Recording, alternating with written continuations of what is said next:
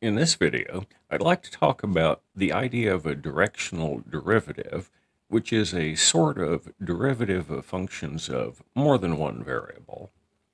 In everything we've ever done concerning derivatives, the idea has always been the same. We take function values at two nearby points, we look at the difference of them, we divide by some quantity that indicates the distance between the 2 points, and then take the limit as that number tends to 0. We'll use the same strategy now.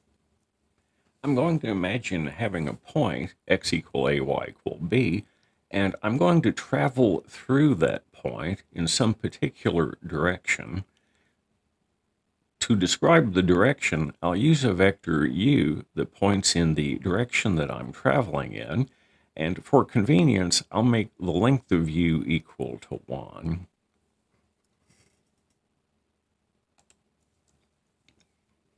The point AB is the point at which I want to know the rate of change of my function. A nearby point can be obtained by adding in some small multiple of the direction of travel. These are the 2 points at which I'm going to evaluate my function. To get the bottom of the fraction, I need to know how far apart those 2 points are. Subtract the x coordinates of the 2 points, square. Subtract the y coordinates of the 2 points, square. Add that together and calculate the principal square root. By making sure to use a u vector with length 1, then this distance just reduces down to the number t.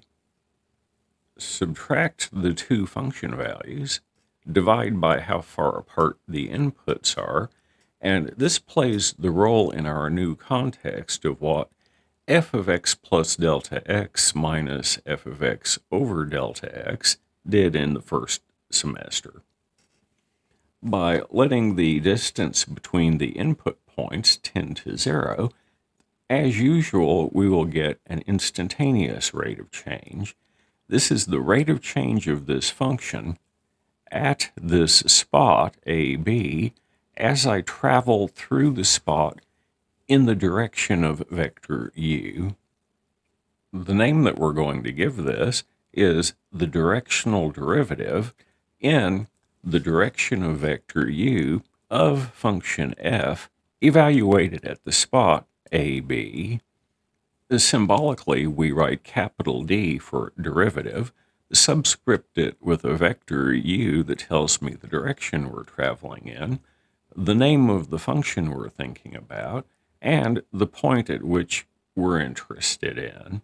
So this is pronounced directional derivative of f at AB in direction u. As an example of this, think of the function f of x and y equals x squared y cubed. The point of interest AB is going to be 2, 1, and the direction that I'm going to travel in is u equals 1 over radical 2, comma, negative 1 over radical 2. So I'm going to be starting here and traveling in that direction. I'm going to be subtracting away the actual function value at the point where x is 2 and y is 1. The way we do the f function is we square the x, we cube the y, and multiply them together. So this would be 2 squared times 1 cubed, which would be 4. That was the nice part.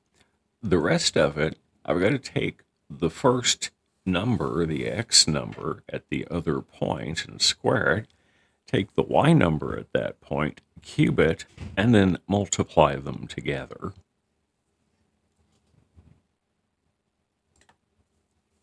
So the x is going to be 2 plus t times u1, 2 times 2 plus t times 1 over radical 2. This is the x at the nearby point. I have to have that quantity squared.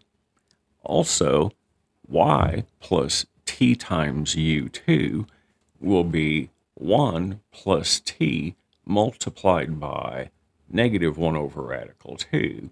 I must have that for my y-coordinate. I must take that number, cube it, and then multiply it by this other thing.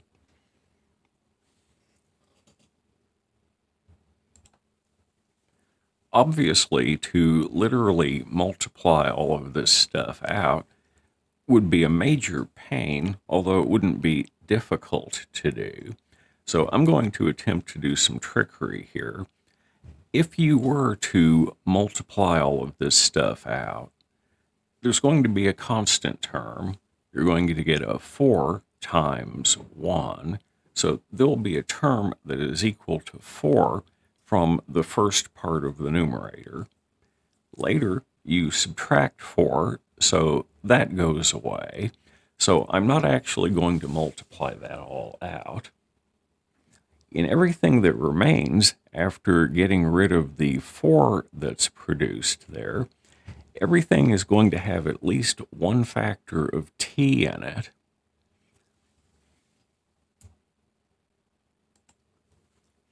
So in particular, in the first factor, the quadratic one, I'll factor a t out of it, having gotten rid of the 4, leaving behind 4 over radical 2 and t over 2. And this factor, I just copy down again. I can cancel a t out. And what remains is a polynomial. So taking the limit as t goes to 0 gives the same result as simply setting t equal to 0. In the direction of travel, as I pass through the point 2, 1, the function is getting bigger at an instantaneous rate of 4 over radical 2. I could rationalize the denominator or some such thing, but I'm just going to leave it like that. Even using this little trick, this is terrible to write out though. It turns out that there's a way to figure out these directional derivatives very easily if the function is reasonably nice acting. In what follows, I'm going to assume that our function f is differentiable in the technical epsilon 1, epsilon 2 sense of the term. That is, that delta z can be written as dz plus epsilon 1 delta x plus epsilon 2 delta y, where epsilon 1 and epsilon 2 tend to 0, as delta x and delta y both tend to 0. In the definition of the directional derivative, we don't put in just any old delta x and delta y. For the delta x, it's the t multiplied by the first component of the u vector, and the other one, the delta y, is t multiplied by the second component of the u vector. Observe that as t goes to 0, delta x and delta y will both go to 0, which in turn causes epsilon 1 and epsilon 2 to go to 0. The left-hand side is almost what I need to have in order to calculate the directional derivative, but I haven't divided through by t yet.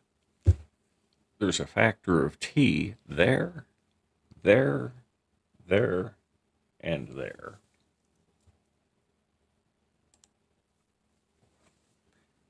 This quantity doesn't depend on t at all. Neither does that one. These two do depend on t, but in an indirect way. As t tends to 0, delta x and delta y tend to 0, and epsilon 1 and epsilon 2 will tend to 0 as well. So when I take the limit as t tends to 0 of this quantity, these two terms have limits that are equal to 0, and only the first two terms remain.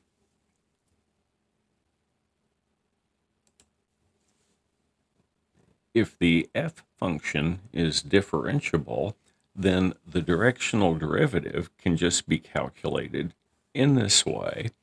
I'll calculate the partial derivatives of f, and I'll evaluate those two first-order partials at the point of interest. I will take the first one and multiply it by the first component of the direction vector, do likewise for the second, and then add them together. If the function f is differentiable, then it's very easy to calculate these directional derivatives. As an example of the usage of this formula, let's think about f of x and y equals x cubed y to the fifth.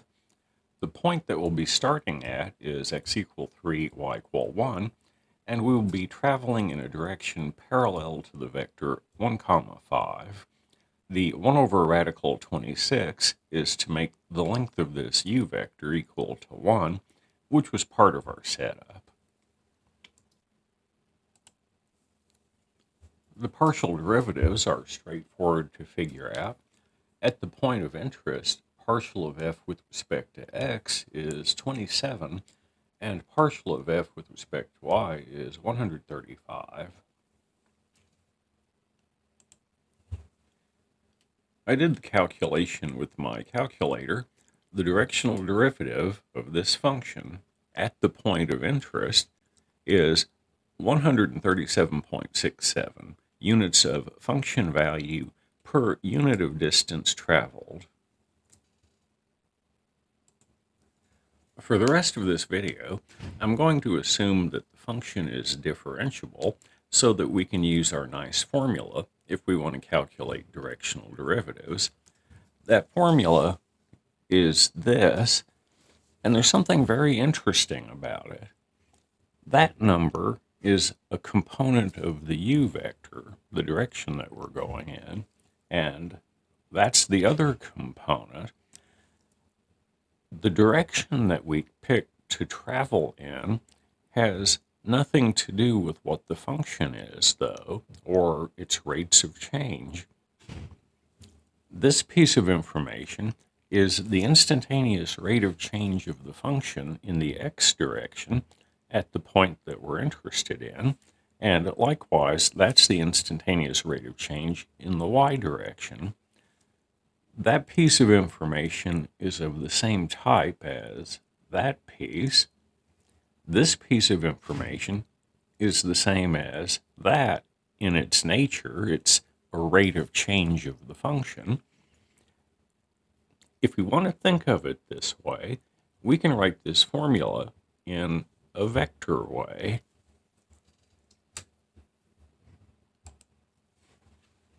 This is the dot product of this vector with the vector u1i plus u2j.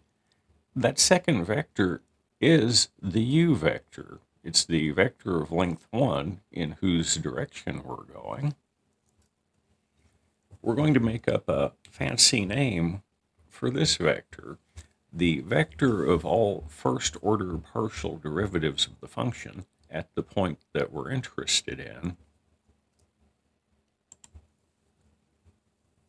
Even though I'm working with functions of only two variables here, this same idea would work if I had 3 variables or 4 or a million of them. I would just have more independent variables. I would have more first-order partial derivatives. My gradient vector, as we'll call it, would have more slots in it, but other than that, it would work exactly the same. This is going to be highly informative because we know a lot about dot products. The dot product of two vectors is the length of the first one times the length of the second one times the cosine of the angle between them. Since the length of the u vector is 1, I can just stop writing that factor down. If my function is differentiable, then the directional derivative is the magnitude of the gradient vector multiplied by cosine theta, where theta is the angle between the u vector and the gradient vector.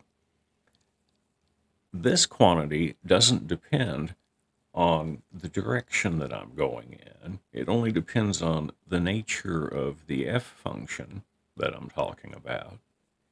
This has nothing to do with the f function. It has only to do with how the gradient and the u vector are positioned relative to each other.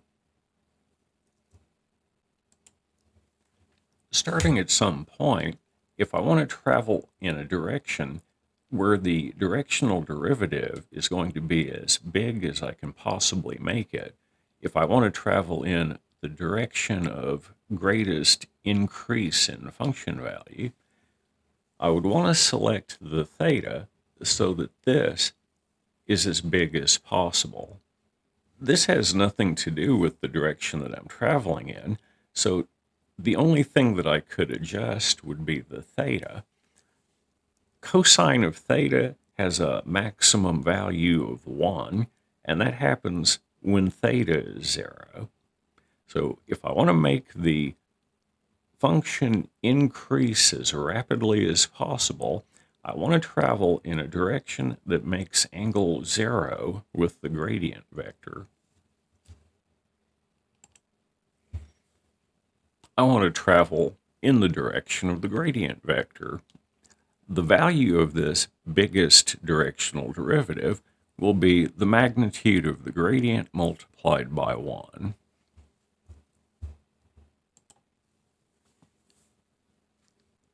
If I want the function values to decrease, I want the directional derivative to be negative. To make them decrease as rapidly as possible, I want to make the directional derivative as negative as I can make it. This doesn't depend on the direction, and the most negative that I can make cosine theta is -1. That happens when the u vector is 180 degrees opposite the gradient vector. So if I want to make my function get big as quickly as possible, start off traveling in the direction of the gradient vector. To make it decrease as rapidly as possible, travel in the direction of the negative of the gradient. If I wanted to travel in a direction so that the instantaneous rate of change of f was 0, I would want the directional derivative to be 0. Cosine of theta is 0 when theta is 90 degrees. Also, 3 pi over 2, or 270 degrees. If I want the instantaneous rate of change to be 0, move in a direction that's at right angles to the gradient vector. This has been about this new idea of directional derivative. In an upcoming video, we'll use this to investigate maximum and minimum problems in a way that's very similar to what went on in the first semester of calculus. Until then, I hope everybody's having a good day, and I'll talk to you again soon.